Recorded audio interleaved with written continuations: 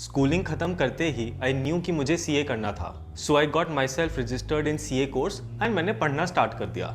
उस time CA entrance में CPT था, तो वो क्लियर करने के बाद मैं सीए आईपीसीसी की तैयारी में लग गया, जिसे आज सीए इंटर बोलते हैं। लॉ में एक एक सेक्शन याद करना, पेनल्टीज याद करना, टैक्स के प्रोविजंस, लिमिट्स, परसेंटेजेस रटना एंड स्ट्रैटेजिक मैनेजमेंट की हेडिंग्स रटना, I was doing all of it. ये सब मैं इसलिए रट रहा था बिकॉज एग्जाम में यही पूछता था and I was really hopeful कि आगे जाके आर्टिकलशिप में ये सब काम आएगा। So that was another motivation to do it. But जब after exams I started my articleship, मैंने तो कुछ और ही देखा। रियल प्रैक्टिकल लाइफ में तो कोई भी सेक्शन नंबर, पेनल्टी, प्रोविजंस रट के नहीं घूम रहा था। जब भी कोई सीए किसी क्लाइंट को एडवाइस करता था, he would refer the bare act to gain in depth understanding, चाहे वो लॉ हो या टैक्स हो। यानी it was all about application of provisions in the practical world.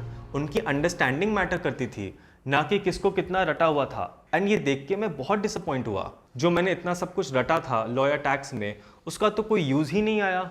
और स्ट्रैटेजिक मैनेजमेंट, भाई वो तो कहीं देखा ही नहीं। फिर आगे सीए फाइनल की प्रिपरेशन के टाइम मैं ये समझ चुका था कि बहुत सी चीज़ें जो मैं आज पढ़ रहा हूँ वो आगे कहीं काम नहीं आने वाली। And due to this obviously I had lost motivation as there was no real purpose behind it. पर खैर, कैसे तैसे मैंने एग्जाम्स क्लियर करे and I became a chartered accountant. पर पता है, मेरे पास हो जाने से कोई प्रॉब्लम सॉल्व नहीं हुई। प्रॉब्लम वहीं की वहीं थी। मैं भी बाकी लोगों की तरह बस एक स्टूडेंट था, एक इस चीज़ का पार्ट था जो कैसे तैसे काम चला रहा था और एग्जाम क्लियर कर रहा था। और इस चीज़ का बहुत अच्छा चांस है कि तुम भी हो सकता है यही सोचते हो जो मैं सोचता था कि यार क्यों हमें ये सब पढ़ना पड़ रहा है, जबकि रियल लाइफ में इसका कोई इतना सिग्निफिकेंस है ही नहीं। असली में तो हम लोग पहले कंसल्ट करेंगे, बुक्स को, टेक्स्ट को रेफर करेंगे एंड उसके बाद ही अपने क्लाइंट्स को रेफर कर रहे होंगे, उनको एडवाइस कर रहे होंगे। तो फिर ये सब रटना क्यों? रादर प्रैक्टिकली उनके एप्लीकेशन के ऊपर फोकस होना चाहिए। But my friend, things have started to change for better.